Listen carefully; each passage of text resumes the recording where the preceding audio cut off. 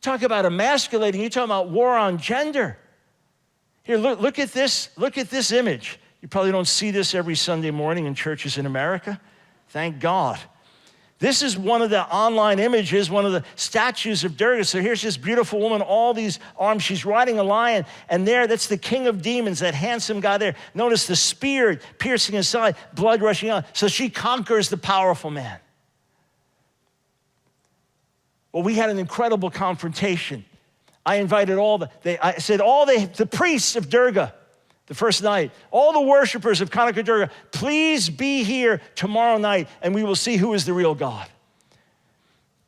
Can't get into all the details. God moved powerfully. It was an intense, glorious meeting. And we proclaimed Durga, Kanaka Durga is not Lord. Jesus alone is Lord. It was intense. God moved.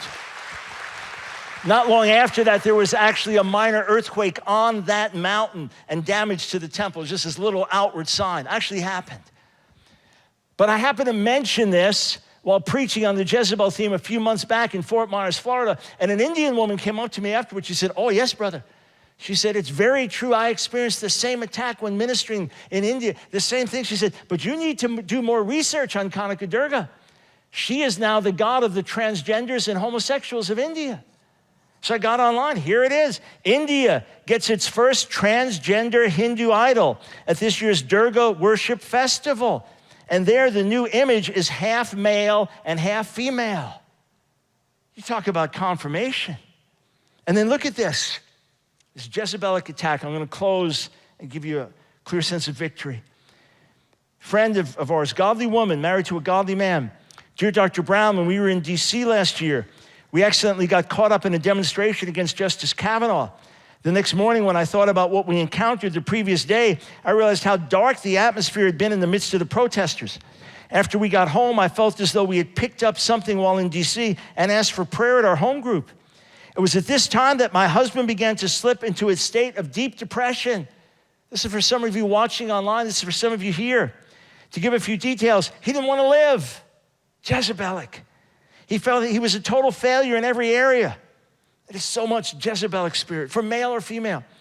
He became intensely fearful of everything and acted irrationally at times, and he felt he had failed God and that God was angry with him. He has received ministry by several people over this past year and has received some relief.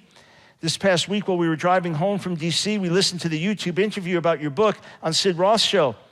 I knew about this Jezebel spirit, but had never linked it to Elijah's reaction to Jezebel. As you explained your experiences, we heard almost exactly the same things that he's been suffering through. Now we understand what or who we are fighting.